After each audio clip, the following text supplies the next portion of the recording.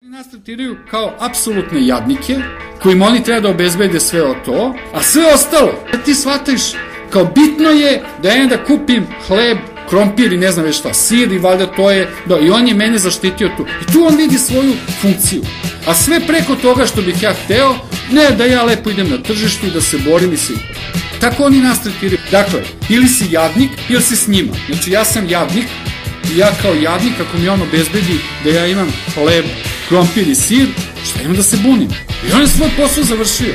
Tako oni nas tretiraju. Da se borimo. Kako se bori u ovoj državi za sve ostalo, pa to znamo, to smo videli. Jer nema drugog načina da napraviš monopol, nego da spojiš, tu ekonomsku moć koju imaš sa političkom moći. Nema drugog načina. Dakle, ili si jadnik, ili si s njima.